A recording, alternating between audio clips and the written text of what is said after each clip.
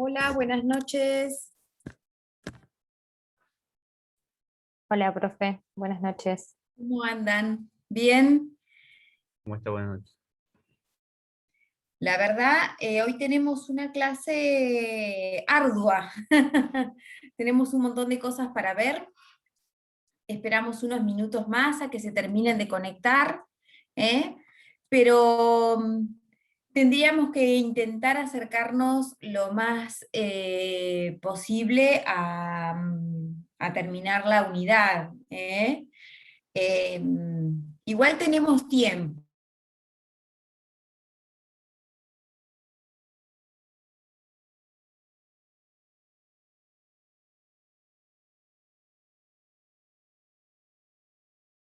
Muy importante, la verdad que muy, muy importante. Por lo tanto, es importante que les quede bien claro, que lo puedan entender. Eh, Vamos a ver si, a ver cuántos somos, 10 recién. Falta todavía un poquito. ¿Alguno de ustedes tiene alguna duda que le haya quedado de la clase pasada, que quieran que empecemos a revisar mientras se conectan los otros compañeros? Podemos hacerlo.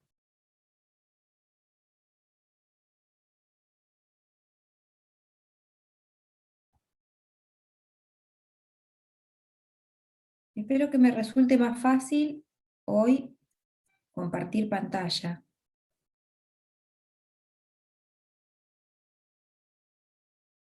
No sé si estuvieron viendo algunas cosas de las cosas que hay en el blog, si alguien estuvo revisando.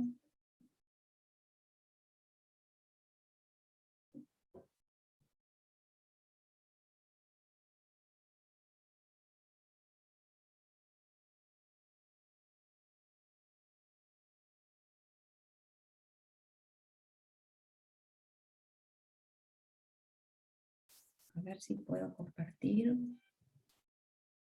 Sería esto.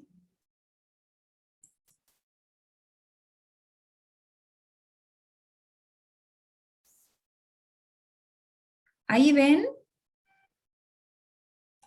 Sí, se ve.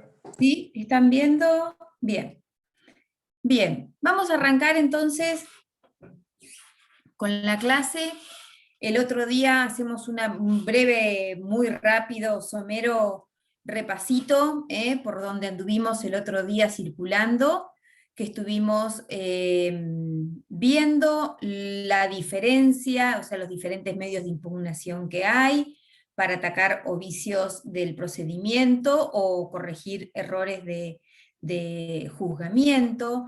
Hablamos de, bueno, la doble instancia, vimos el concepto de recurso. Voy a minimizar esto. Vimos el concepto de recurso en general y hablamos también de la clasificación de los recursos y dentro de la clasificación, que esto dijimos que era como un mapa, ¿no? Del que nos abocamos fue al recurso de aclaratoria. Hoy vamos a continuar con reposición para luego después meternos en apelación. Pero fíjense que ahora que vamos a continuar con el recurso de reposición o revocatoria, siempre estamos hablando de los recursos ordinarios, que va a ser interpuesto y resuelto por el mismo juez que dictó la resolución. Distinguimos lo que es la admisibilidad de la procedencia. En el caso de la revocatoria, particularmente, el juez es el mismo juez, ¿no? El de la admisibilidad y el de la procedencia. En el caso del recurso de apelación, está bien claro y bien diferenciado, si bien hay un doble análisis de admisibilidad. Y nos abocamos, en la parte de estas cuestiones generales, al recurso de aclaratoria, ¿no?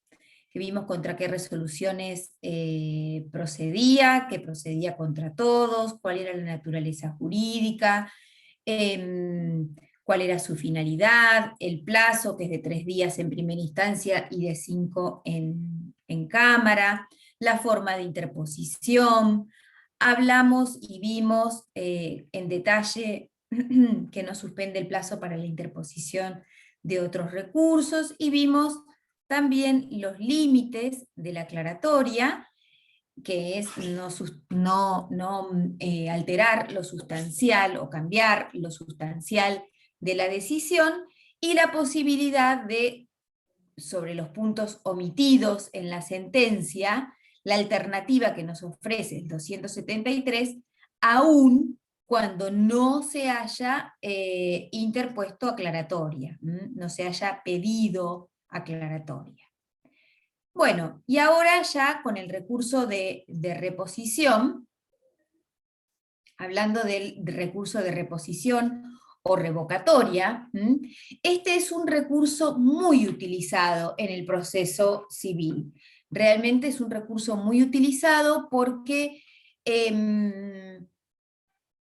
tiende a corregir una multiplicidad de errores, y la finalidad es que el mismo órgano que dictó la resolución reconsidere su contenido y la revoque total o parcialmente, o la sustituya por otra diferente. Este recurso de reposición va a proceder únicamente contra providencias simples, causen o no un gravamen irreparable. ¿Recuerdan cuáles eran las providencias simples? Aquellas que se dictan sin previa sustanciación, que tienden a que el proceso avance.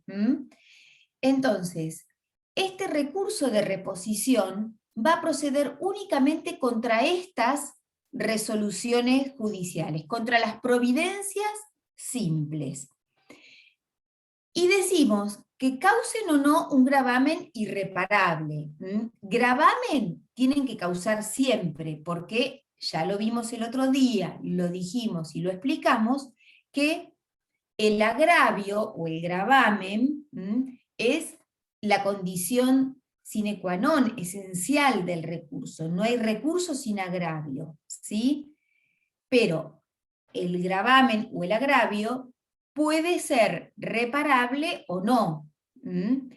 Se dice que es irreparable cuando no va a poder ser reparado, valga la redundancia, no va a ser corregido, no va a ser podido corregir eso, o no se va a poder revisar eso, ni siquiera en la sentencia definitiva. Entonces ahí hablamos de que el gravamen es irreparable. Por ejemplo, a ver, la providencia simple, que declara la cuestión como de puro derecho, es una providencia simple y puede causar un gravamen irreparable, porque de hecho me impide la producción de la prueba. Entonces, eso no va a poder ser corregido luego, no va a ser subsanado, no se va a poder revertir con posterioridad. Lo mismo, por ejemplo, la rebeldía. Tampoco, no va a poder ser subsanado después. Entonces, causan gravamen irreparable. Así hay un montón de providencias simples que causan gravamen irreparable y otras que no. Bien, este recurso de reposición se interpone ante el mismo juez que dictó la resolución, y va a ser él mismo el que la revise y el que en todo caso la modifique o la revoque. Se presenta dentro del plazo de 3 días y fundado, por escrito y fundado. Digo por escrito en principio, porque si la resolución que se pretende impugnar, que se pretende atacar, fue dictada en el curso de alguna audiencia, se debe plantear en el mismo acto y en forma verbal. Eso es lo que dice el 239. Pero en principio se interpone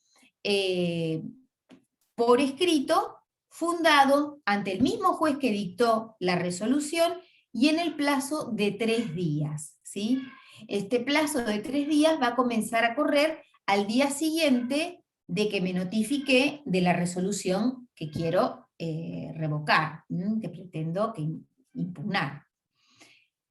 En Cámara también está previsto el recurso de reposición en el artículo 268, solamente contra las providencias simples que dicta el presidente del tribunal, el presidente de la Cámara. No son muchas las providencias simples que se dictan en la Cámara de Apelaciones, ¿sí? Cuando las dicta, este tipo de providencias simples, la firma directamente el presidente del órgano, y en ese caso también pueden ser atacadas por recurso de reposición.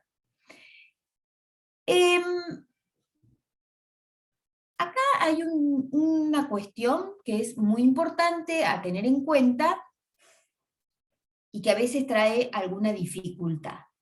Es el tema de la sustanciación del recurso, ¿sí? O sea, si se corre traslado o no del recurso de reposición que presenta uno de los litigantes. Y se va a correr traslado únicamente en el caso de que la providencia que se impugna haya sido dictada a pedido de la otra parte, de la parte contraria, no de la misma que la está impugnando o pidiendo que se revise, ¿sí? Es decir, si la providencia simple fue dictada de oficio o a pedido de la misma parte que plantea la revocatoria, en ese caso no se sustancia, no se corre traslado.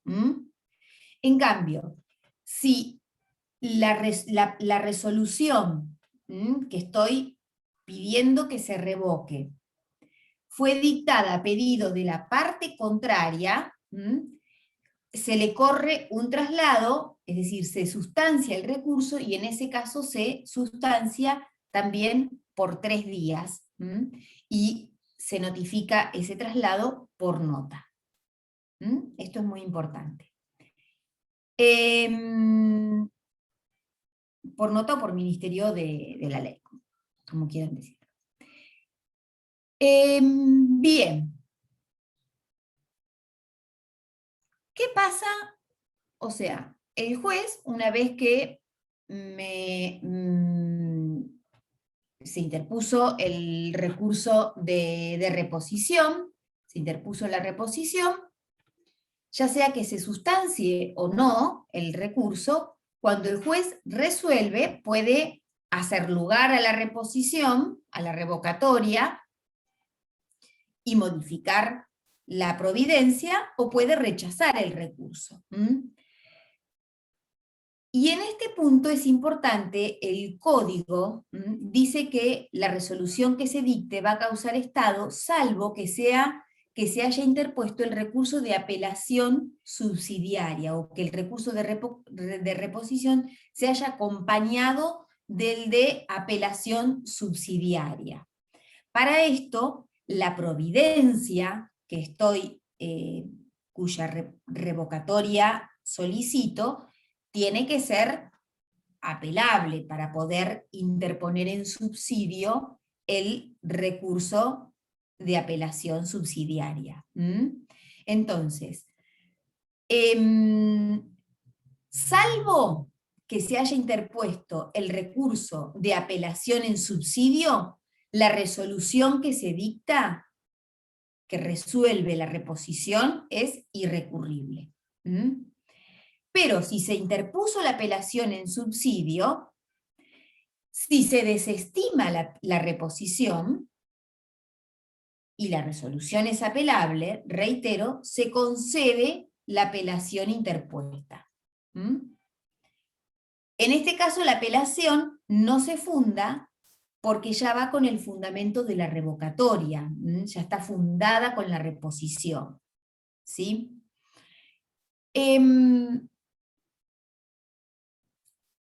Cuando yo quiero apelar en subsidio, yo interpongo la reposición.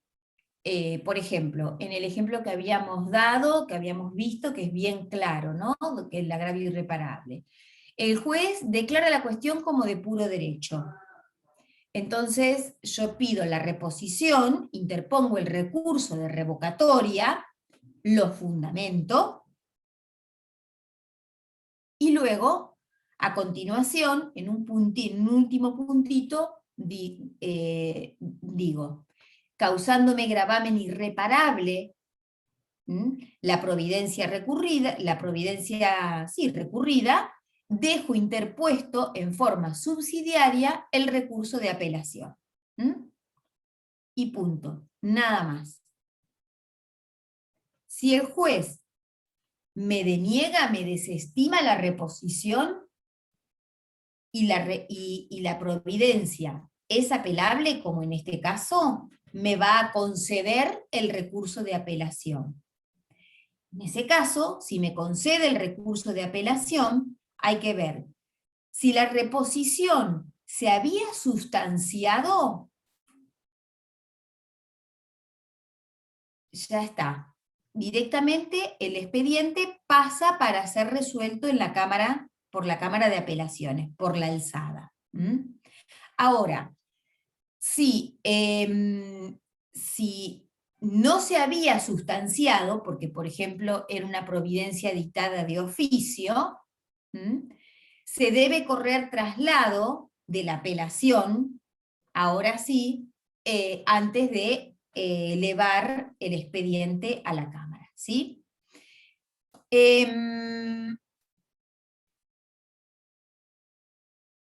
Es importante, cuando yo interpongo el recurso de apelación en subsidio, es muy importante, y lo dice el código, que la providencia simple, que yo estoy atacando, cause un gravamen irreparable. ¿Por qué?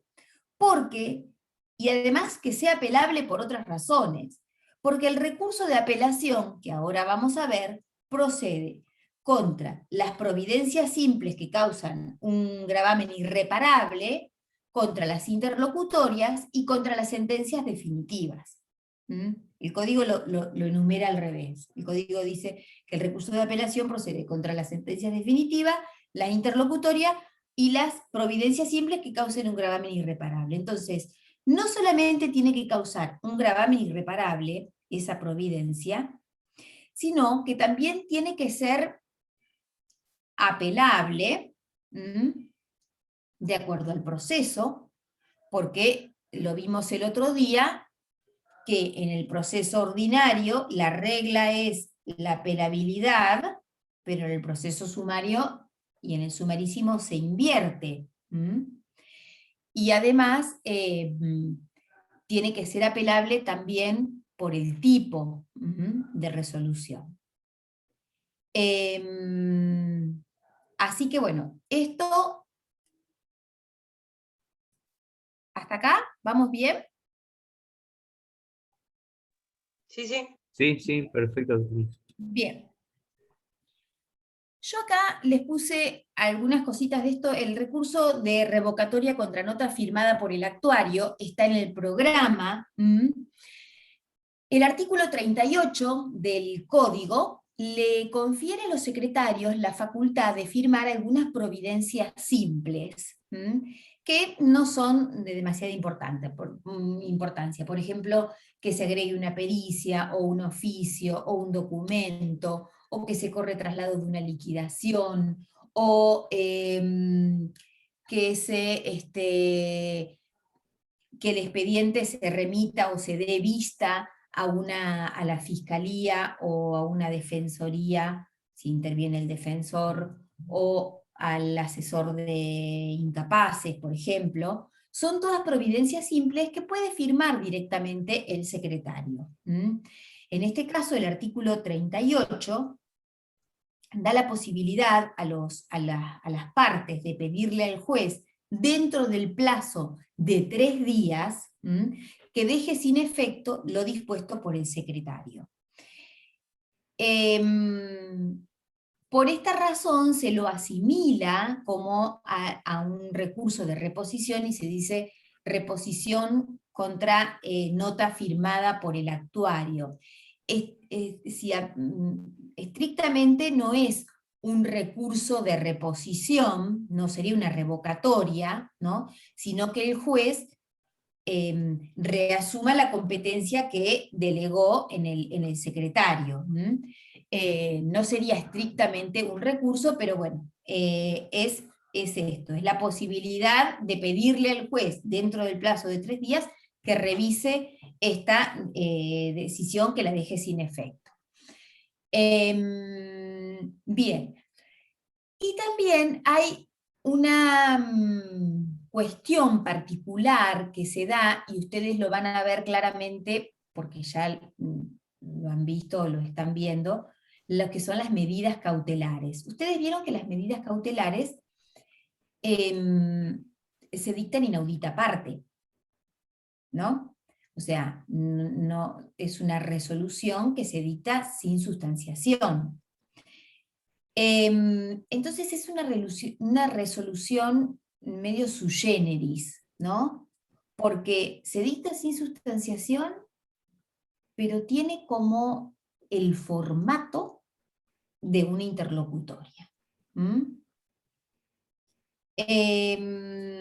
En este caso, en este tipo de providencias que son dictadas sin previa sustanciación, también es admisible el recurso de reposición, aún cuando no se trate propiamente de una providencia de mero trámite, que tienda para avanzar el proceso, nada más, ¿sí? Porque son como particulares, tienen notas particulares, y bueno, como este recurso, el recurso de revocatoria, tiende a la celeridad del proceso, es decir, a evitar que el expediente se vaya a la Cámara, que entienda el superior con digamos, el alargamiento del proceso que se produce, la pérdida de tiempo. Entonces, está destinado para corregir este tipo de errores, se admite en las providencias dictadas sin previa sustanciación, como es el caso de las medidas cautelares. Después tenemos la reposición in extremis, que se le llama, que es una creación pretoriana, no está en el código, no la van a encontrar en el código, porque no está en el código. Es un remedio para reparar errores groseros, graves, evidentes, que no pueden ser corregidos por otra vía. Y entonces, ni por otros recursos tampoco, ni por la aclaratoria ni por otros recursos. Entonces se permite la revocatoria in extremis, se le dice, o sea, como última posibilidad. Ahí hay algunos supuestos de procedencia, después mírenlo, léanlo, y si les genera alguna duda, lo vemos, ¿sí? Quiero avanzar porque les repito que tenemos un montón de cuestiones para ver. Ahora les tengo que compartir otra pantalla. A ver, voy a ver si lo puedo hacer.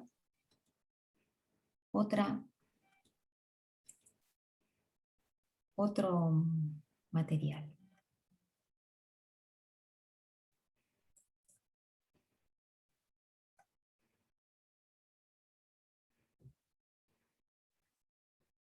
Acá, yo tenía tan claro antes de meterme en el Zoom.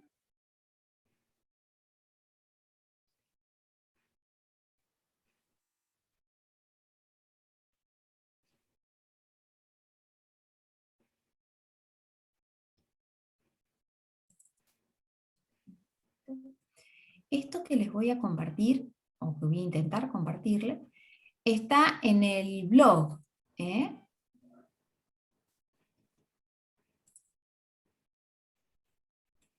¿Lo están viendo? No, no se ve. Le hago una consulta. En el Classroom no está el Power que acabo de No, se los voy a dejar ahora cuando ya lo terminábamos, se los dejo. Yo en el blog encontré un PowerPoint, pero es del doctor Gropo. No Ah, sé. el que yo les había dicho, ¿vieron? Sí, ¿ahí Ah, están viendo? sí, ahí sí se Sí, ve. Ahí ahora sí. sí. Bien, perfecto. Sí. Eso está en el blog, sí, lo vi. Esto está en el blog, sí, porque Sí. la verdad que me pareció que estaba muy claro, que lo tenían requete contra accesible ahí, así que dije, bueno, utilizo esto para que lo vayamos viendo y después seguimos con otra parte que preparé yo. Sí, lo del doctor Gropo también pueden utilizarlo, ahí les había dicho yo que tenían ejemplos. Así que bueno. Recurso de apelación. En la clase pasada hablamos de la diferencia entre la procedencia y la admisibilidad.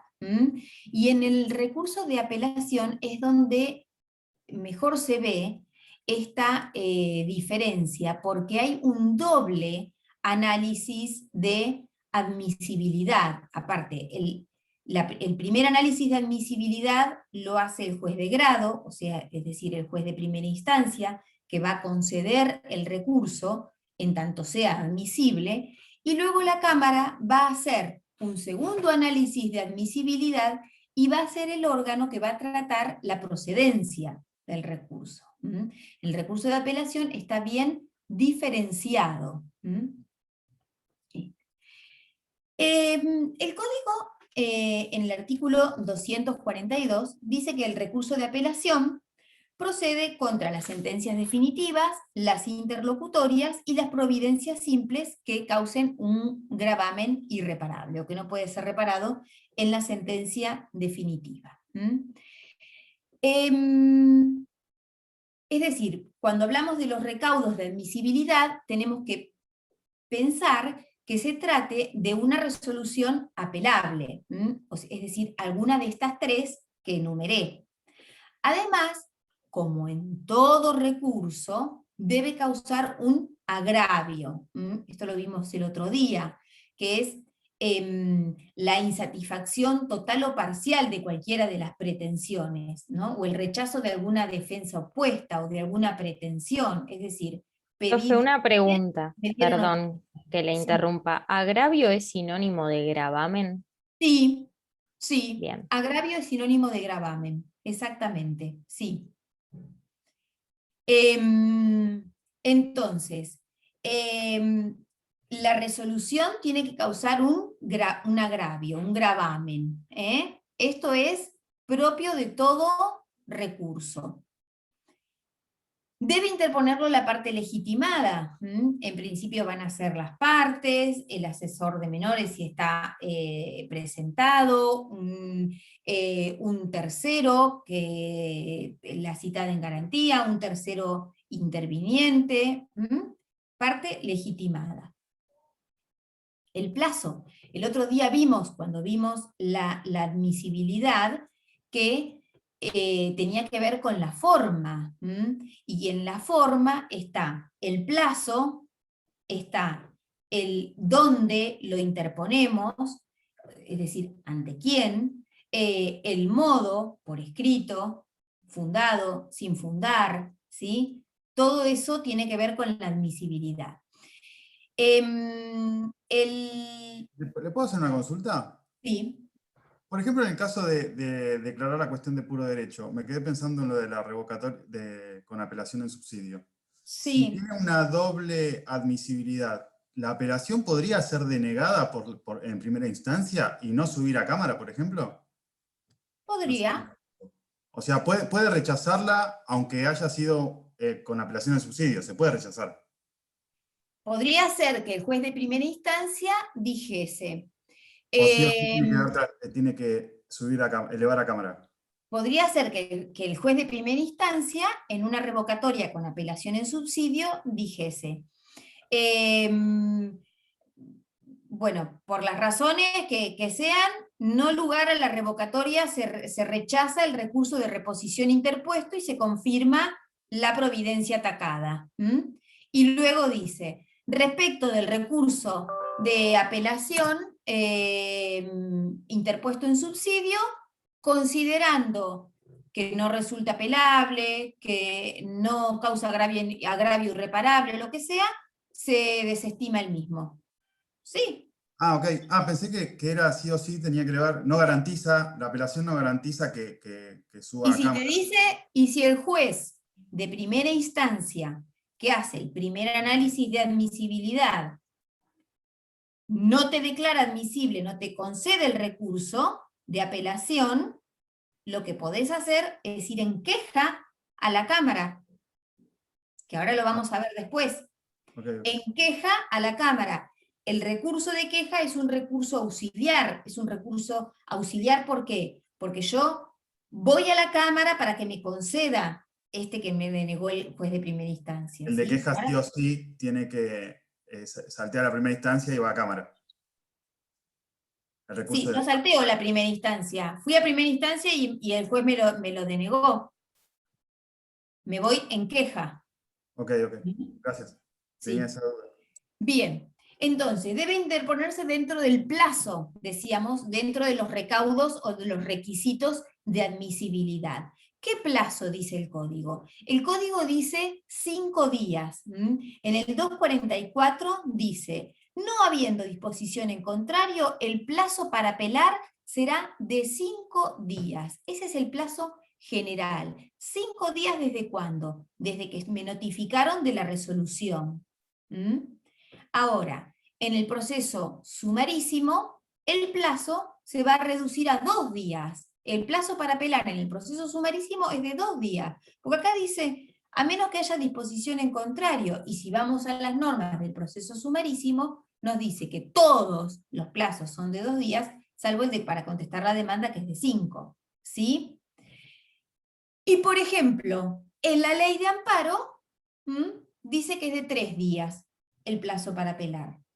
Hay una ley específica, lo vamos a ver la clase que viene, que me da otro plazo, ¿sí? Entonces, el plazo general es de 5 días, salvo que la ley disponga otro plazo, ¿sí? Como puede ser en el amparo, como puede ser en el proceso sumarísimo, que es de 2 días. En el Código de Nación, en el proceso sumarísimo es de 3 días el plazo para apelar. Bien, además, como recaudo de admisibilidad,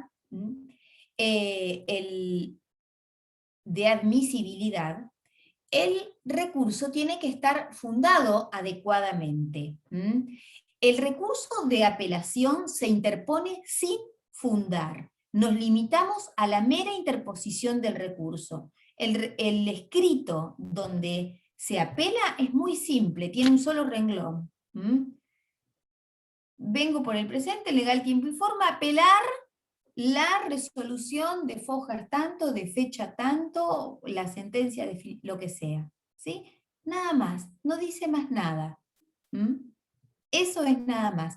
Se limita a apelar, nada más. Y la fundamentación, ya sea que se haga en primera instancia o en cámara, ahora lo vamos a ver porque depende de la forma de concesión, debe ser, debe reunir una entidad suficiente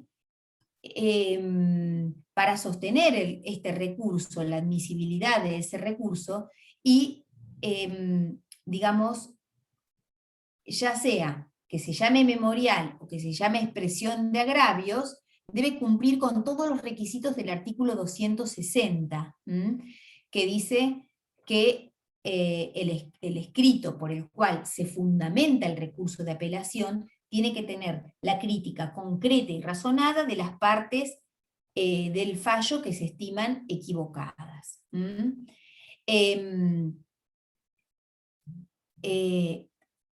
¿Por qué esto es un recaudo de admisibilidad? Porque la Cámara de Apelaciones, el órgano de alzada, cuando haga el segundo análisis de admisibilidad, va a verificar eso. Ese es un recaudo de admisibilidad que lo va a verificar, o sea, puede ser que yo haya interpuesto, haya fundamentado el recurso, haya presentado el memorial en primera instancia, ¿sí? Y va. Y cuando llega a la Cámara dice, este memorial o esta expresión de agravios, si el recurso tramita por la forma libre, no reúne la entidad suficiente para atacar el fallo, para atacar la sentencia, no reúne los recaudos, los requisitos del artículo 260. No es una crítica concreta y razonada. Y en ese caso lo declara desierto. Entonces, usted me puede decir, sí, pero lo presentó, sí, pero no lo hizo bien. Era una fundamentación deficiente. Bien. Vamos a ver cómo hago ahora.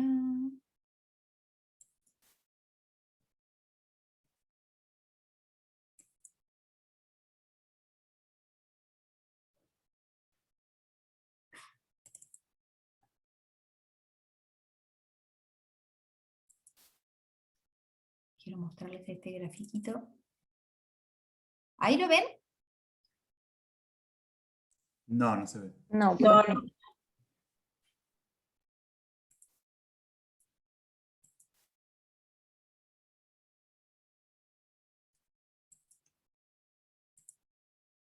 ¿Ahora sí? Ahí sí. ¿Ahí sí? Bien. Bien. Este gráfico, este cuadro, en realidad,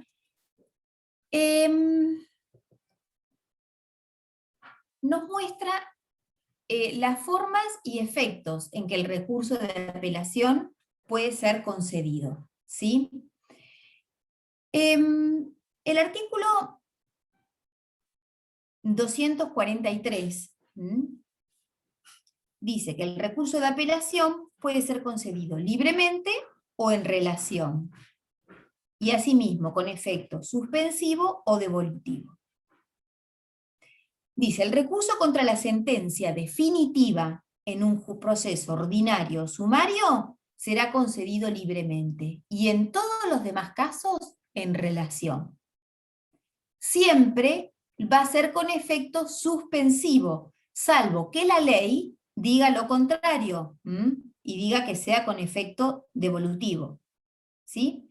Y asimismo dice, puede existir el efecto diferido. Bien, todo esto, el artículo 243, lo tenemos acá, en este cuadrito. Entonces, respecto de la forma de la concesión, la forma de conceder el recurso de apelación, el código dice que puede ser libremente o en relación. Cuando hablamos de la forma, nos estamos refiriendo a, tiene que ver con la posibilidad revisora que tiene el órgano de alzada, la amplitud y la complejidad del trámite del recurso. De hecho, cuando se concede libremente, que se va a conceder libremente contra las sentencias definitivas en el proceso ordinario y en el sumario, supone un grado de conocimiento más amplio de la Cámara, incluso la posibilidad de abrir una etapa de prueba, de alegar algún hecho nuevo, de agregar documentos. Cuando el recurso de apelación se concede libremente, se va, en primera instancia, el juez se va a limitar a concederlo, pero se va a fundamentar y a sustanciar en cámara. Eso es cuando es libremente. En primera instancia, simplemente se concede. Y todo lo demás, la sustanciación, la fundamentación, la sustanciación, va a suceder en la alzada. Además, Otra diferencia es que cuando el recurso se concede en forma libre, cuando procede en forma libre, que repito, en el caso de la sentencia definitiva en proceso ordinario o sumario, la sentencia que dicta la Cámara tiene el voto individual de cada uno de los jueces. O sea, tiene otro formato, el voto de los jueces es individual. En cambio, en relación, cuando se concede el recurso, cuando procede en relación, que es en todos los demás casos, es decir, en el proceso sumarísimo, en relación. En el juicio ejecutivo, en relación. Los jueces de la Cámara, cuando resuelvan y dictan la sentencia de alzada, es una sentencia impersonal. Es decir, se dicta la sentencia y firman abajo los 3 jueces, pero no tiene el voto individual de cada uno. A su vez, en la forma en relación, la Cámara va a tener un estudio del caso más acotado, una intervención más acotada, porque no va a ser posible ni abrir a prueba, ni presentar documentos, ni hechos nuevos, ¿sí? Tiene que resolver la Cámara con las mismas constancias que tuvo a la vista el acuo. En el recurso de apelación, el órgano de primera instancia que dictó la resolución que se impugna se llama acuo, y adquem es el tribunal revisor, en nuestro caso la Cámara. ¿Sí? Esto es en relación a las formas de concesión del recurso, libremente o en relación. Podría ser que el juez se equivoque en la forma de concesión, y en ese caso, el artículo 246 dice que se puede pedir la rectificación dentro de los 3 días. El 246 dice, si cualquiera de las partes pretendiese que el recurso ha debido otorgarse libremente, podrá solicitar dentro de los 3 días que rectifique el error, o igual pedido podrán formular si piensan que el recurso debió ser concedido en relación.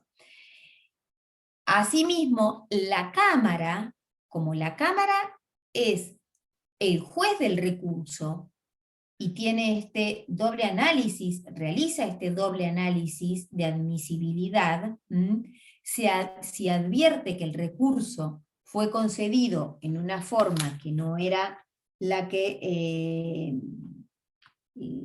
correspondía, conforme al artículo 271, digamos, también ordena la adecuación del trámite a la forma correcta. ¿Sí? Bien, esto respecto de las formas del recurso de apelación. ¿Qué son los efectos? ¿Qué son los efectos del recurso? Bien. En este cuadrito está diferenciado los criterios, ¿no? Porque el efecto suspensivo o devolutivo, para seguir con la terminología del código, suspensivo o devolutivo, responden a un mismo criterio, pero el efecto diferido responde a otro criterio que nada que ver. Entonces, de acuerdo a si se ejecuta la resolución impugnada o no, o sea, si la resolución que nosotros apelamos, supónganse, sentencia o interlocutoria, si la resolución que nosotros impugnamos, que nosotros apelamos, ¿se va a cumplir o no? Mientras la Cámara revisa la bondad de la misma,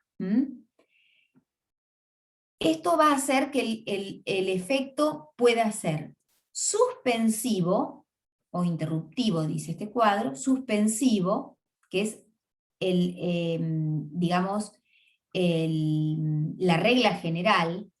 La regla es que suspende el cumplimiento de la resolución, o no suspensivo o devolutivo. Devolutivo es no suspensivo, o no interruptivo, es lo mismo. Fíjense que respecto de los efectos, el 243 dice, procederá siempre con efecto suspensivo. Es la regla, salvo que la ley disponga que lo sea con efecto devolutivo. Es decir, que mientras el recurso se sustancia y la Cámara resuelve si confirma esa resolución apelada o revoca, la resolución que estamos apelando va a suspender sus efectos. Va a suspender sus efectos. Dijimos, es la regla general. Pero puede suceder que a veces el código concretamente asigna un efecto no interruptivo. Y en ese caso se va a proceder a la ejecución provisional o provisoria de la resolución que estamos apelando. Mientras la Cámara resuelve si revoca o la confirma, mientras tanto la resolución se debe cumplir. Son casos particulares que ahora los vamos a ver y que el código necesariamente tiene que indicarle ese efecto. ¿En qué casos indica el código ese efecto? Por ejemplo, en el beneficio de litigar sin gastos. El código dice, a ver, mientras se resuelve o no se resuelve, el litiga con beneficio.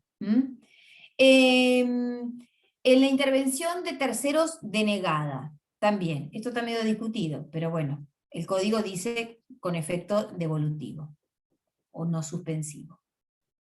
En las medidas cautelares cuando son concedidas, si son apeladas, el recurso se va a conceder en relación y con efecto devolutivo o no suspensivo. ¿Por qué?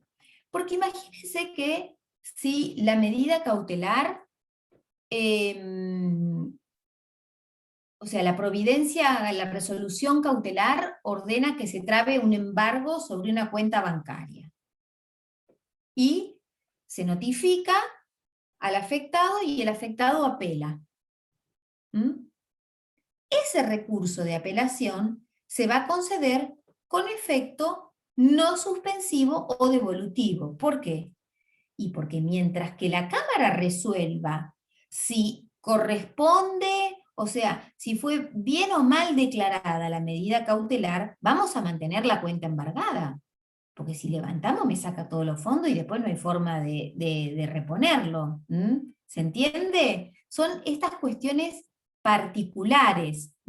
Por ejemplo, la sentencia en el proceso sumarísimo, la sentencia definitiva en el proceso sumarísimo, se va a conceder con efecto devolutivo. En la apelación se va a conceder en relación, porque no es ni ordinario ni sumario, y con efecto devolutivo. Lo dice el código. La sentencia de amparo, también. ¿Quién lo dice? La ley de amparo. La ley de amparo. La sentencia que otorga alimentos, o sea, que determina una cuota alimentaria, que hace lugar a la demanda de alimentos. También, la apelación contra esa resolución se va a conceder con efecto devolutivo o no suspensivo. ¿Por qué? Y porque mientras que la Cámara resuelva, que se cumpla la sentencia, que le pase la cuota alimentaria al alimentante al alimentado. ¿Sí? No lo vamos a tener muerto de hambre hasta que la Cámara resuelva. ¿Se entiende cuál es el sentido? Sí. Bien, Sí, perfecto. entonces, esto tiene que ver con el efecto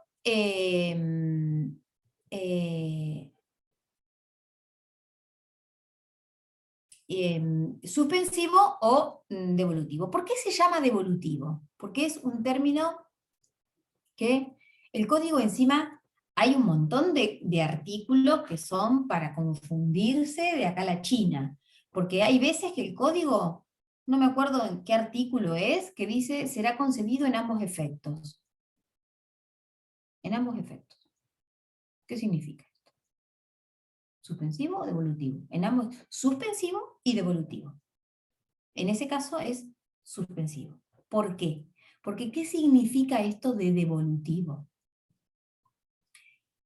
El efecto, el término devolutivo viene de la época de que el Imperio Romano se había hecho tan extenso, que el emperador le había dado potestad, facultades a los pretores para que impartieran justicia. Entonces, los pretores impartían justicia en determinadas jurisdicciones territoriales, pero cuando había una apelación, se le devolvía, por eso devolutivo, porque se le devolvía la competencia al soberano, la jurisdicción al soberano, al emperador, para que resolviera. Por eso es lo de devolutivo, es como devolverle ahora en nuestro proceso y en nuestra organización judicial, a la Cámara no se le devuelve nada, quedó nada más que el término. Quedó simplemente el término devolutivo, ¿sí? Pero por eso es la razón de este término. Y ahora ustedes podrían preguntarse, ¿y cómo es esto de cómo es que se cumple con la sentencia, ¿no? ¿Cómo se ejecuta la sentencia cuando está impugnada? Bien, el artículo 250 establece el procedimiento en el caso de que el recurso de apelación se concediera o procediese con efecto devolutivo. Y tiene dos reglas. Dice, si lo que se apeló es la sentencia definitiva,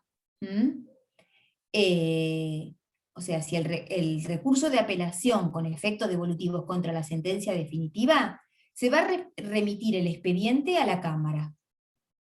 A la Cámara va el expediente principal. ¿Y qué queda en primera instancia? Va a quedar las copias de lo necesario para poder ejecutar la resolución. Dice, el artículo dice, copia de lo pertinente, la que deberá ser presentada por el apelante. La providencia que conceda el recurso indicará cuáles son las copias que deben copiarse, o las constancias del expediente que deben adjuntarse. Es decir, que en el caso del recurso de apelación con efecto devolutivo, el apelante va a tener una doble carga, ¿sí? Una va a ser fundamentar el recurso y otra va a ser adjuntar las copias para formar este cuadernillo del artículo 250. Se le llama así, en la jerga se le llama cuadernillo del artículo 250, ¿sí? Entonces, si la sentencia es definitiva, como el proceso terminó, el expediente se va a la Cámara. Y en primera instancia va a quedar copia de lo que señale el juez, de lo que el juez indique. ¿Qué va a hacer? Va a ser copia de la sentencia, de las notificaciones, como para poder ejecutar la sentencia que está siendo apelada. En cambio, si se tratara de una interlocutoria, en ese caso se procede de manera inversa. Es decir, se forma el cuadernillo del artículo 250 con todas las copias necesarias para que la Cámara pueda resolver el recurso. Y en primera instancia queda el expediente principal para poder seguir adelante. Ahora, es carga del apelante presentar estas copias para la formación del cuadernillo. Si no lo hace, el recurso queda desierto. Es como si no presentara la fundamentación. Queda desierto. La deserción del recurso es la consecuencia, es una sanción que se impone por no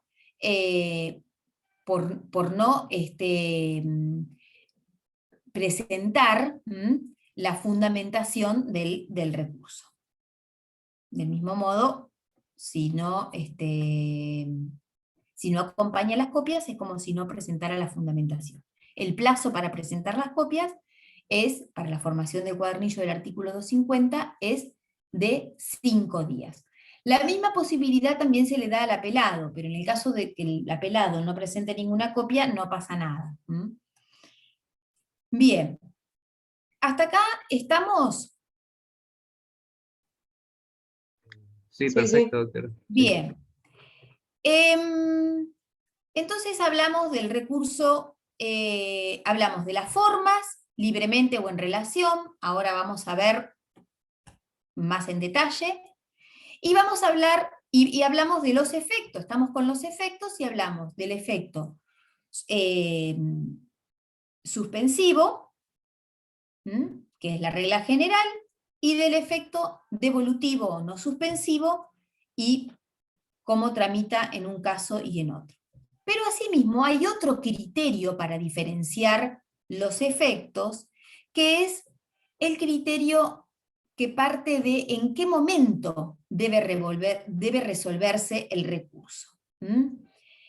Y entonces acá vamos a diferenciar el efecto inmediato del efecto diferido.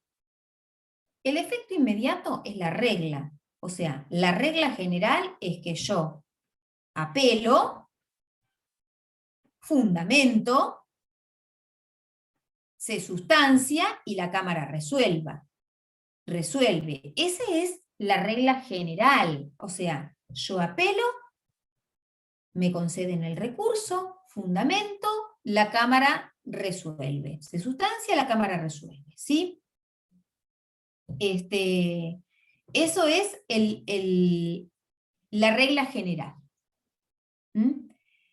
Pero ustedes vieron cuando vimos en la primera parte que había un montón de resoluciones que el código decía la apelación se considera con efecto diferido, decía. Y esto es porque en ocasiones el código busca evitar la dilación que genera el trámite de la apelación. Son resoluciones, providencias, que pueden esperar para que la Cámara las trate después.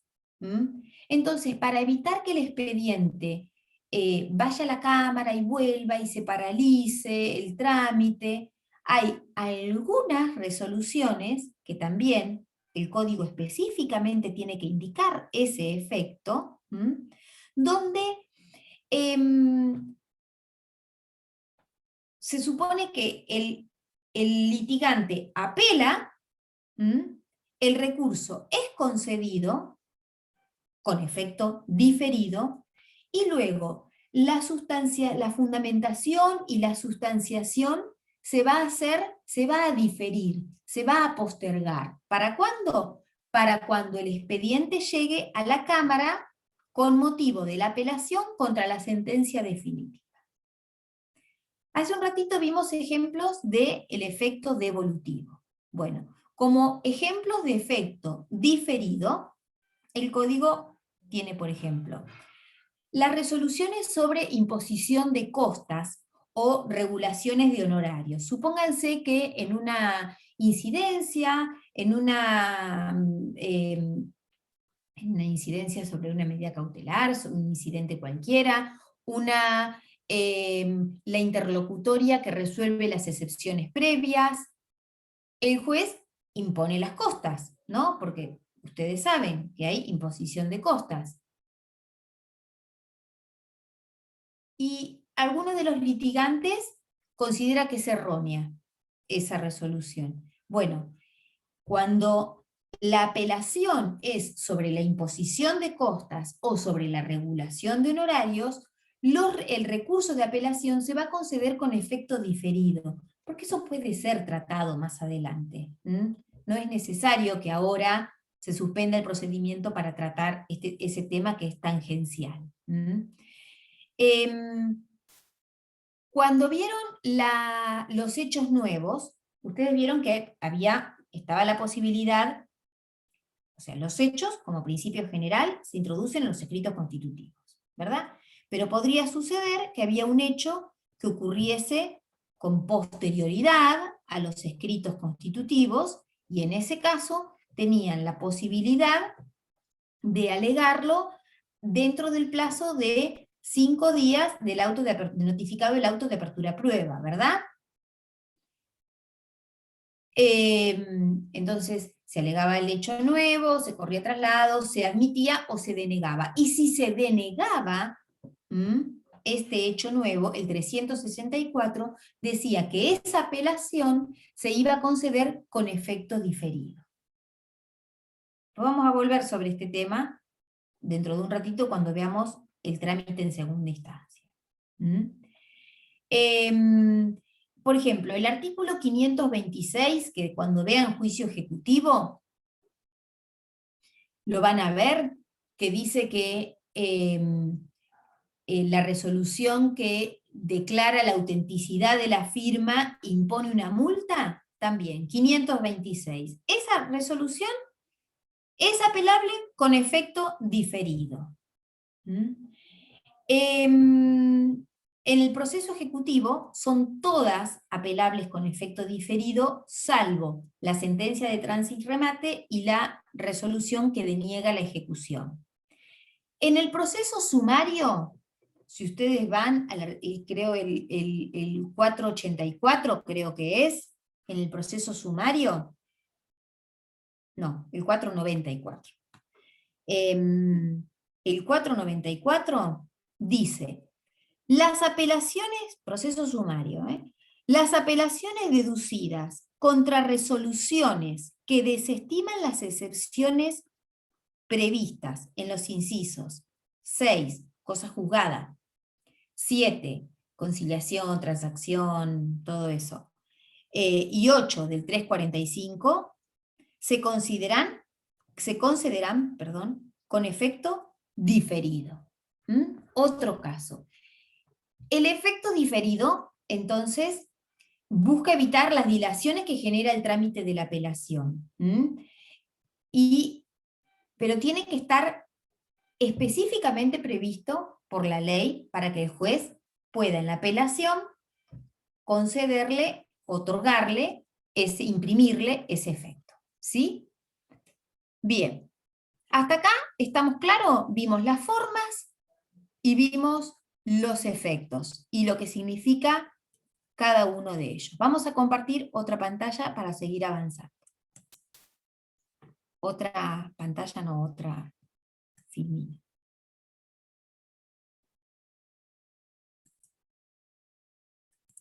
A ver.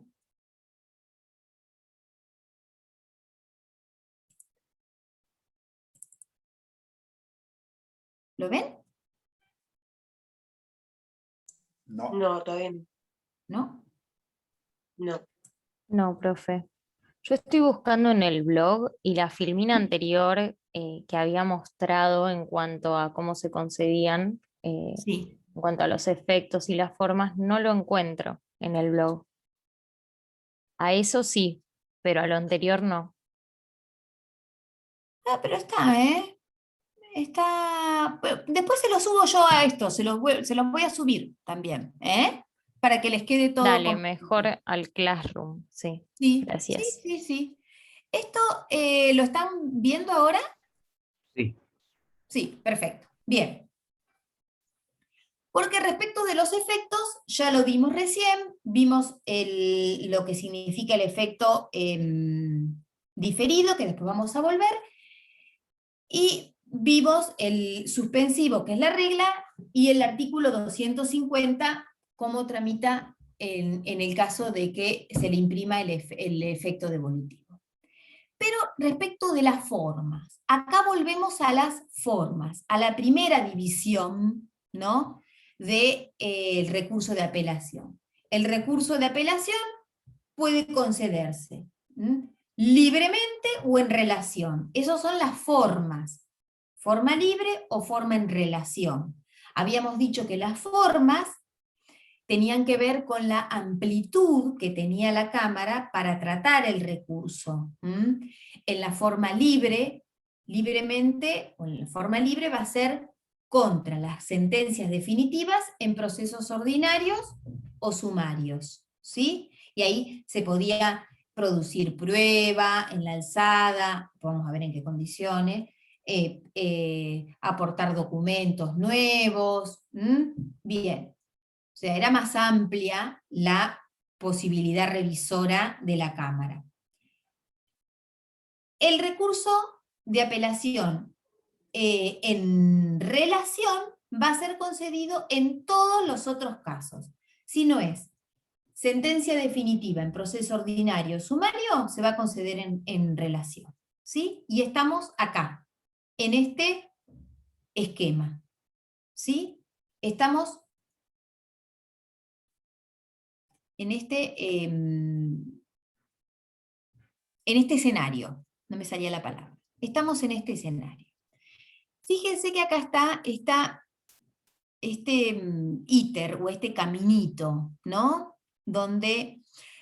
Porque a ver, yo les puedo decir, el recurso, el recurso de apelación se concede en relación, se va a fundamentar y se va a sustanciar en primera instancia y luego se va a elevar a la Cámara para el tratamiento del recurso. ¿Sí?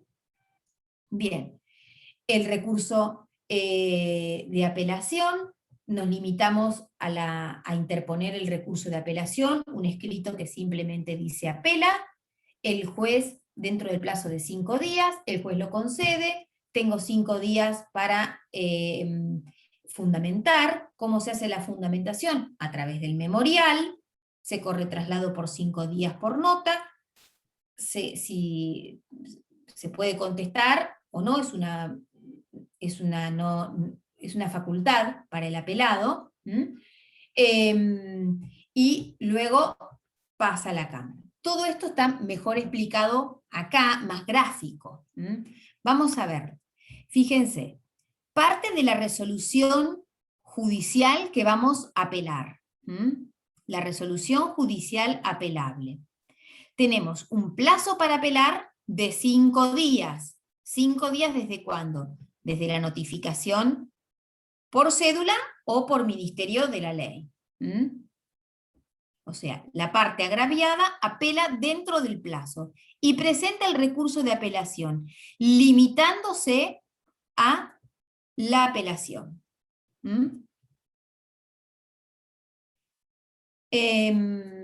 Bien. El juez va a conceder el recurso en relación. ¿Sí? Dicta una resolución, una providencia muy sencilla que dice, concédese el recurso de apelación interpuesto. Nada más. Nada más, dice.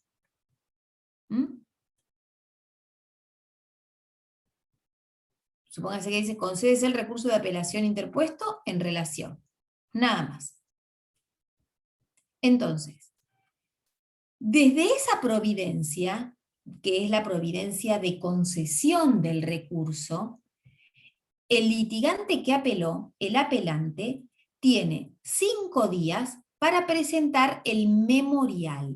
El memorial es una pieza escrita que importa la fundamentación del recurso. ¿Mm? A mí la concesión del recurso se me notifica por ministerio de la ley, ¿sí? El juez dice, concedes el recurso de apelación interpuesto en relación, punto raya, yo tengo, esa providencia se me va a notificar por ministerio de la ley y a partir de ahí me empieza a correr los 5 días para presentar el memorial. ¿Mm? Si no presento el memorial, el recurso se va a declarar desierto. ¿Sí? Si no presento el memorial, el recurso se va a declarar desierto. En estos 5 días, si el recurso además fuera concedido con efecto devolutivo, voy a tener que adjuntar las copias, ¿sí? Voy a tener que adjuntar las copias. Bien.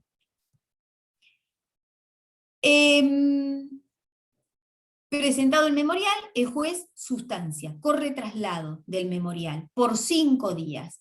Ese traslado se notifica por nota. Para el apelado no es obligatorio contestar el memorial. Si no lo contesta no pasa nada. No pasa nada. Se va el expediente a la Cámara nada más que con el memorial del apelante, no la contestación, ¿sí?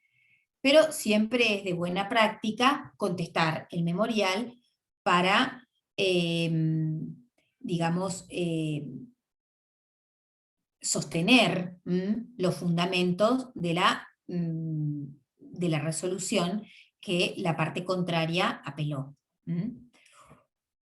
Una vez que se sustanció, que operó el trámite en primera instancia, el expediente se va a ir a la Cámara de Apelaciones. Acá dice traslado físico del expediente, ahora con el expediente electrónico esto ya no opera de esa manera, ¿no? Con el expediente electrónico, pero antes se llevaba en la camionetita.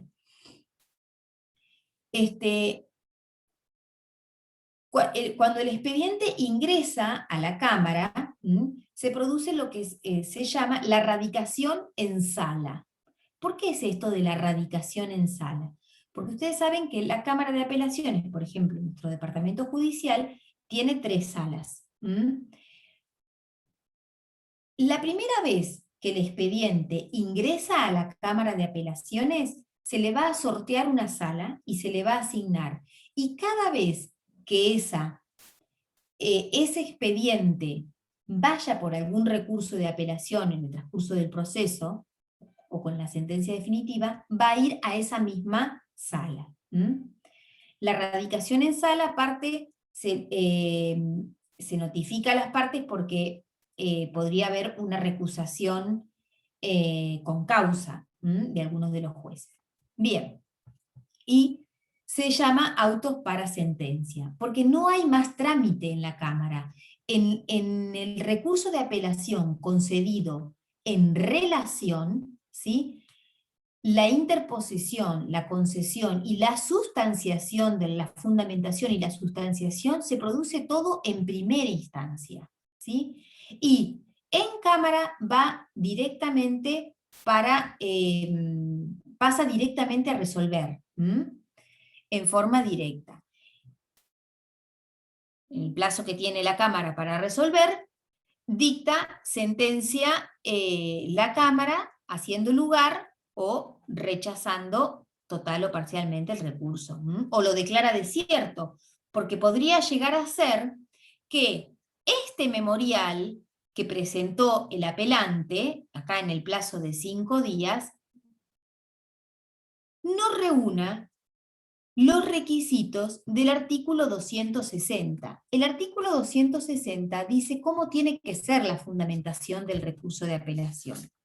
Habla particularmente, el 260, del contenido de la expresión de agravios, pero la jurisprudencia y la doctrina han dicho que el contenido de el memorial, porque si el recurso es concedido en relación, el escrito que lo fundamenta se llama memorial. Si el recurso, perdón, es concedido en forma libre, el escrito que fundamenta ese recurso se llama expresión de agravios, pero el contenido de ambos piezas procesales es el mismo. Y es la crítica concreta y razonada de las partes del fallo de la sentencia que el litigante considera erróneos. Hay que desmenuzar la sentencia o la resolución que estamos apelando, desmenuzarla y indicar en qué se equivocó el juez. ¿Cuál es el error? ¿Cuál es el error de hecho o el error de derecho? ¿En qué se equivocó? Pero concretamente hay que decirle a la Cámara, el juez se equivocó en esto, ¿sí? Y debió haber resuelto de esta forma. Es un escrito muy importante.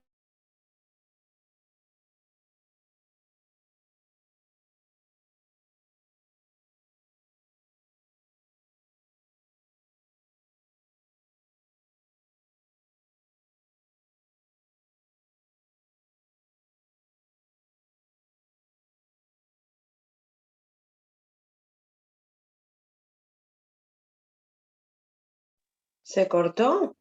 Se cortó. Sí. Sí, sí. Ahí volvió. Doctora, se le cortó. No tiene audio, doctora. Está silenciada. Sí, un segundo. De repente me desaparecí del mapa. No están viendo nada ahora. No, ahora no. Claro. Esperen que vuelvo otra vez. ¿Ahí estamos? ¿Sí? Sí, Bien. ¿Se entendió hasta acá esto? ¿Se entendió Sí, cómo sí. es el Sí. trámite del recurso de apelación concedido en relación? En relación, entonces, se va a fundamentar y a sustanciar en primera instancia. Y va a ir a la Cámara directamente para resolver, para que la Cámara resuelva, ¿sí? El escrito que fundamenta el recurso de apelación concedido en relación se llama memorial. Y es la crítica concreta y razonada de las partes del fallo de la sentencia que el litigante considera erróneas. Tiene que indicar concretamente cuáles son los errores en los que incurrió el juez. Bien, vamos a pasar ahora entonces al trámite de la apelación en forma libre.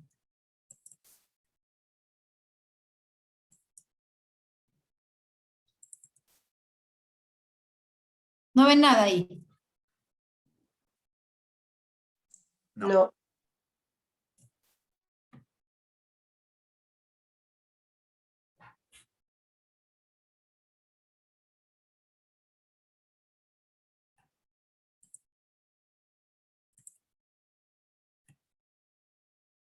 ¿Ahora sí? sí. Ahí sí. Bien. Entonces, acá tenemos el recurso de apelación cuando es concedido libremente. Cuando es concedido libremente. Repetimos y reiteramos que va a ser concedido libremente contra las sentencias definitivas en proceso ordinario o sumario, ¿sí? Todas las demás formas en relación. A diferencia de cuando es en relación, en el recurso concedido libremente, en primera instancia nos vamos a limitar a apelar, nada más. Y el juez nos va a conceder el recurso, nada más. la fundamentación en la alzada. Aparte dijimos que, me dice que la conexión es inestable. Aparte dijimos que cuando se concede libremente, la Cámara tiene una posibilidad revisora más amplia, ¿sí? La sentencia que se va a dictar tiene el voto individual de los jueces, todo eso que ya hablamos. Vamos al trámite en sí. Al trámite en sí. En primera instancia tenemos una sentencia definitiva, acá sí, estamos hablando ya de una sentencia definitiva en un proceso ordinario sumario, que se nos notifica la sentencia, y dentro del plazo de 5 días, dentro del plazo de 5 días de la notificación, tenemos la posibilidad de apelar. Ese es el plazo para apelar. El escrito, como siempre en el recurso de apelación, nos limitamos a apelar. Que vengo por el presente, apelar la sentencia definitiva dictada con fecha tanto, por causarme gravamen irreparable. Nada más. Nada más. El juez nos va a conceder el recurso en forma libre o libremente. Bien. A partir de ahí, hay que tener presente que en una sentencia definitiva, en un proceso ordinario o sumario, pueden ser las dos partes las que apelan, ¿sí? Puede ser que haya recursos interpuestos por ambas partes, porque únicamente si a mí me dieron todo lo que yo pedí, no voy a apelar. Porque si no, si pedí 80 y me dieron 75, puedo agraviarme por esos 5 que no me dieron. Entonces, puede haber recursos cruzados. Una vez que se concede el recurso de apelación, el expediente se remite a la Cámara de Apelaciones. Y todo el trámite en segunda instancia va a ser la fundamentación, la sustanciación y un montón de cosas más que ahora vamos a ver. Fíjense que el artículo es el 254. El 254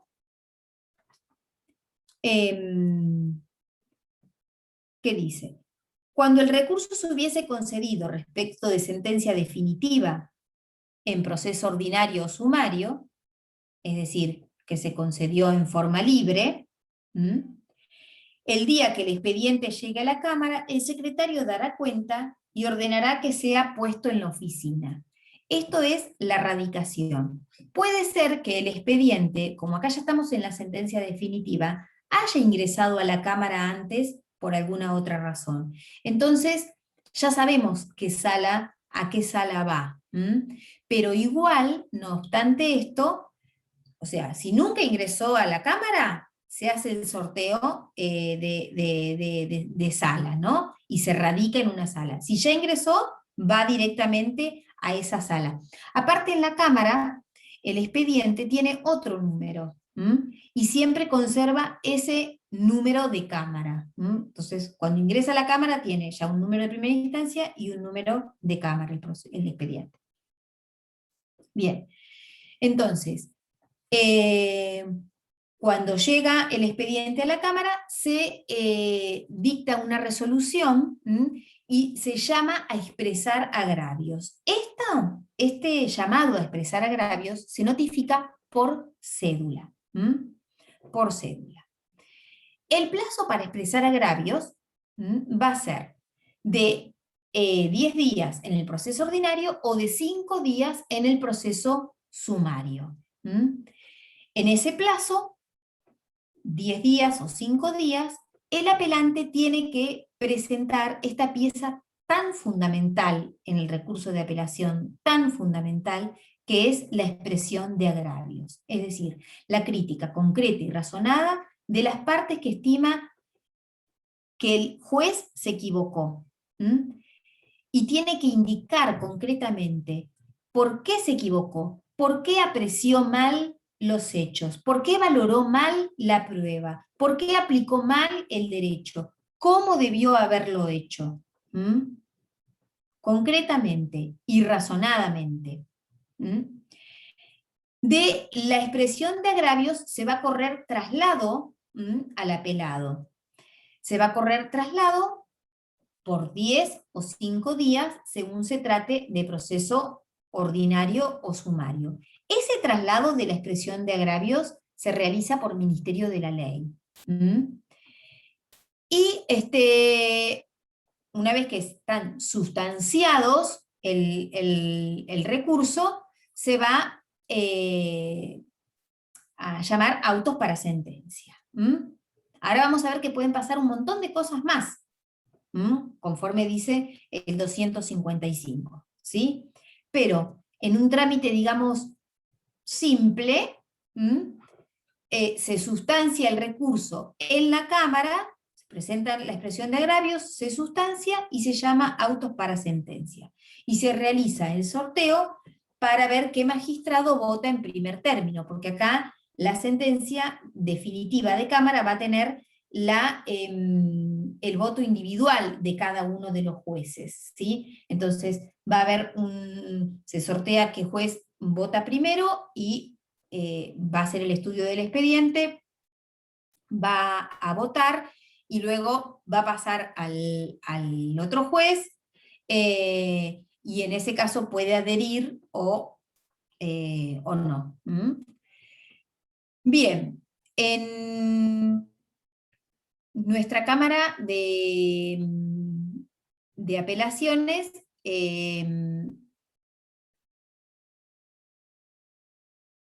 bueno, tiene la posibilidad de, en vez de, el presidente vota en caso de disidencia, ¿sí? Cada sala está conformada por 2 jueces y hay un presidente que va a votar en caso de disidencia. Bien. Voy a salir de acá. ¿Hasta acá estamos? ¿Alguna duda?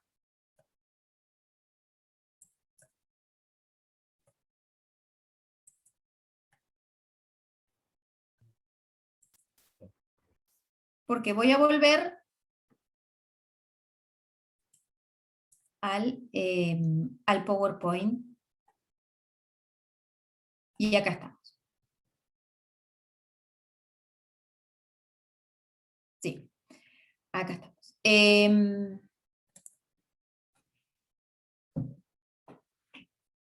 Entonces, hasta acá vimos que el recurso de apelación se va a conceder libremente cuando se apela a la sentencia definitiva en un proceso ordinario o sumario.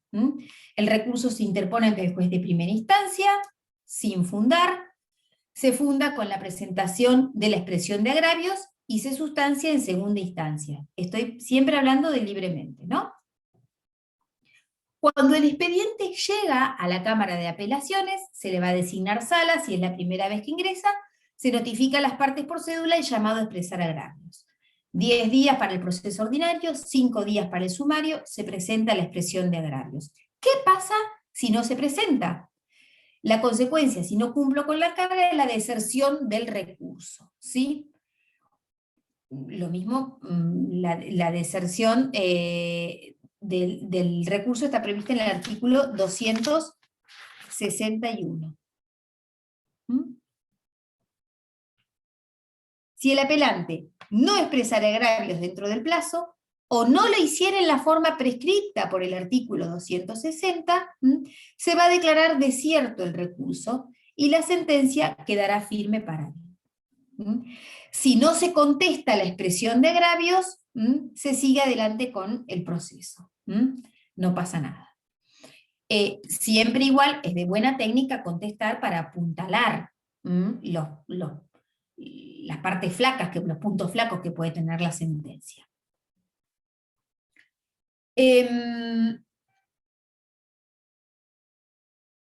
fíjense que el artículo 261 dice, si no se presente o si no se hiciera en la forma prescrita por el artículo 260, porque puede ser que la Cámara, como la Cámara es el juez del recurso es la Cámara, y tiene ese doble análisis de admisibilidad, puede ser que la Cámara empieza a leer la expresión de agravios y dice, esto no es una crítica ni concreta ni razonada, esto es una opinión del letrado que piensa que aparentemente parece que piensa contrario a lo que dice el juez de primera instancia, pero no está criticando el fallo, no lo está criticando concreta y razonadamente como debe hacerse. Es difícil expresar agravio. Entonces, ni siquiera entra a tratar el recurso. Lo considera desierto, por falta de fundamentos, por insuficiencia de fundamentos. No por falta, por insuficiencia de fundamentos. Bien. Pero bien, ¿qué otras cargas procesales, qué otras cosas van a suceder cuando me notifican la radicación de sala y el llamado a expresar agravios? Y acá está el artículo 255 con todos sus incisos. Vieron que cuando hablamos del efecto diferido, dijimos que el recurso de apelación se va a conceder con efecto diferido en determinadas situaciones, ante determinadas providencias o resoluciones que específicamente marca el código, y que se va a diferir el tratamiento del recurso para cuando el expediente vaya a la alzada con motivo de la apelación de la sentencia definitiva. Bueno, este es el momento. Entonces, el 255 dice que dentro del plazo de 5 días desde que me notifican el llamado a expresar agravios, tengo que fundar los recursos que a lo largo del proceso yo hubiera planteado y que me hubieran concedido con efecto diferido. Caso contrario, van a quedar firmes esas resoluciones apeladas, ¿sí? Ese es el momento. Entonces, si yo quiero mantener esos recursos concedidos con efecto diferido,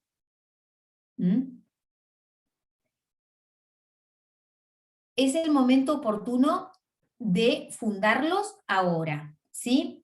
Se hace, todas estas cargas procesales del 255 se hacen en un mismo escrito, que es de buena técnica hacerlo separado de la expresión de agravios, es decir, un escrito con la expresión de agravios y otro escrito con, por ejemplo, la fundamentación de los recursos con efecto diferido. ¿Por qué dije si lo quiero mantener a este recurso? Porque supónganse, en el caso del hecho nuevo, que a mí, yo lo planteé, el hecho nuevo, y la resolución, el juez de primera instancia me lo declaró inadmisible, entonces por el 364 yo en ese momento apelé y me concedieron el recurso de apelación con efecto diferido. Pero resulta que terminé ganando el juicio. Entonces, la verdad que ahora ese hecho no pone ni quita ni importa mucho. Entonces, no necesito fundamentar ese recurso, o podría no querer fundamentar. Asimismo, si el juez de primera instancia me denegó medidas de prueba y no pude apelar por el 377, ¿se acuerdan que las resoluciones sobre denegación y sustanciación de la prueba eran inapelables? Bueno, acá tenemos como la válvula de escape de esa inapelabilidad que había en primera instancia. O también el código decía que si me declaraba negligente en la producción, tampoco era apelable. Bien, entonces, todas esas medidas de prueba que el juez de primera instancia me denegó, o que me declaró negligente en la producción, yo puedo pedir el replanteo de prueba en la alzada. Pero esto no es como la regla, es la excepción. Por eso, es una válvula de escape por la inapelabilidad del 377. ¿Qué significa esto? Que yo debo fundar adecuadamente el pedido, demostrando que el juez de primera instancia se equivocó al denegar la medida o al declararme negligente. ¿Sí? Porque si el juez resolvió bien, conforme a derecho, no voy a poder pedir el replanteo. Esto es en el caso de que realmente haya habido un error judicial, que puede ocurrir. Entonces, en ese caso, tengo esta posibilidad. Asimismo, voy a poder presentar los documentos de fecha posterior al llamamiento de autos para sentencia, que sean pertinentes y que tengan implicancia, que puedan tener una implicancia en la resolución del litigio, en la sentencia de Cámara, ¿sí?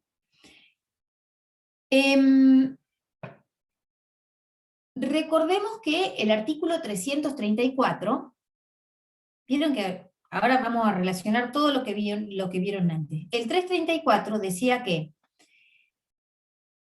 el 333 decía que los documentos se agregan en el proceso con los escritos constitutivos, con la demanda y con la contestación.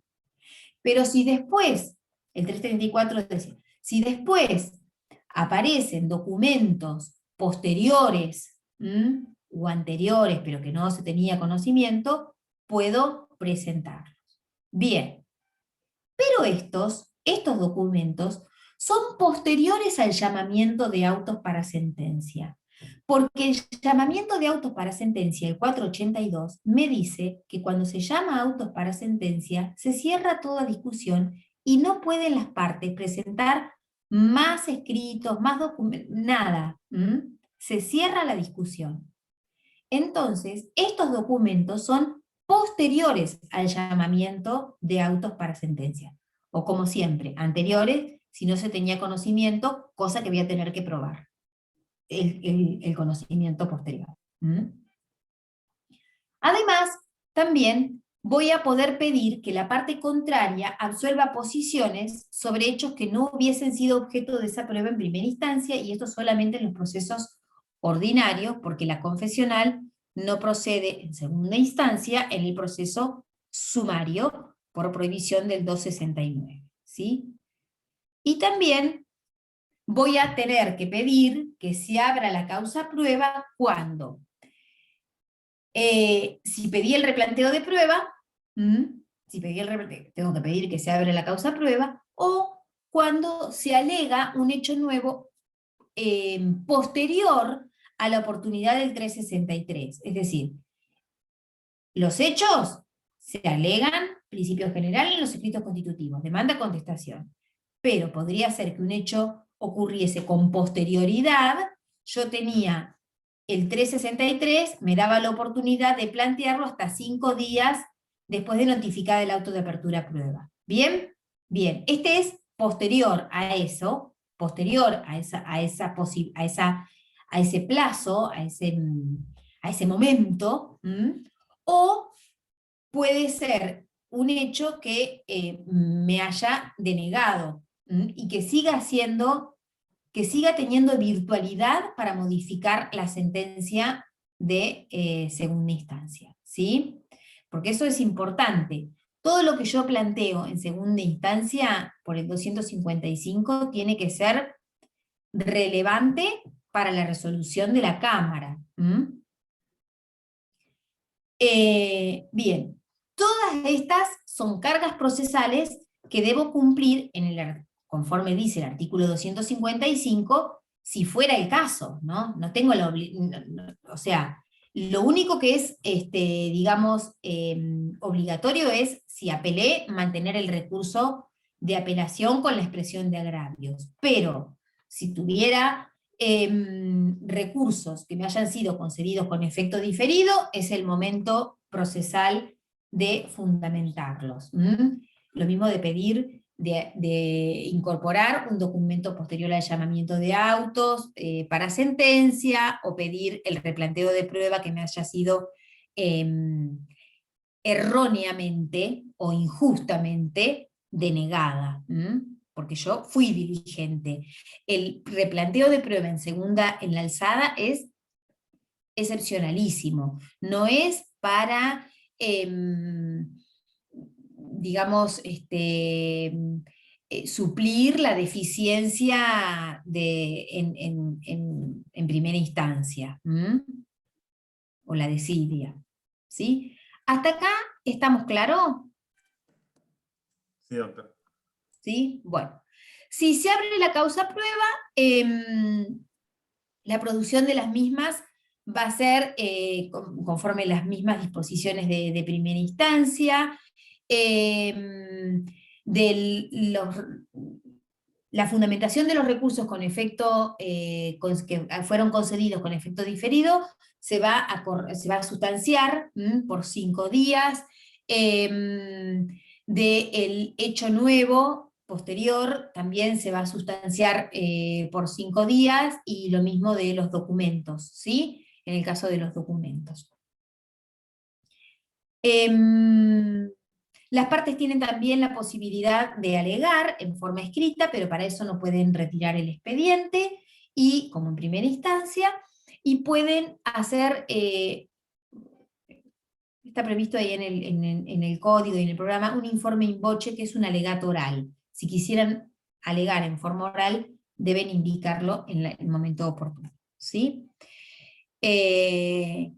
Bueno, y luego volvemos al otro gráfico, ¿no? Donde cuando se cierra, si se abriera la causa prueba, que repito, es en forma excepcional, una vez que se llama autos para sentencia, volvemos al gráfico anterior, ¿no? Con el voto individual de los jueces, ¿sí? Bien, ya estamos en hora, pero ¿les parece que vemos queja o quieren que veamos que nos queda queja y nulidad todavía? ¿Están muy cansados? ¿Quieren que lo veamos la clase que viene? Y tal vez mejor en la clase que viene porque es como que es mucho contenido y hay que analizarlo también. Es mucho contenido. Bueno, porque tenemos tiempo, no lo prefiero que vamos, voy a interrumpir, prefiero que vamos, no lento, porque la verdad que hoy no hemos ido para nada lento, pero que vamos más firme, y la clase, porque queja y nulidad es muy cortito, lo anexamos a los otros temas de la clase que viene, ¿sí? ¿Alguna duda hasta acá?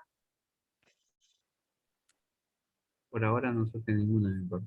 Por ahora no. Bueno, probablemente después les surge, porque después, uy, ¿cómo era esto y cómo era? Así que, yo les voy a decir, les voy a subir el PowerPoint para que lo tengan, así, bueno, ya van viendo lo de queja y nulidad.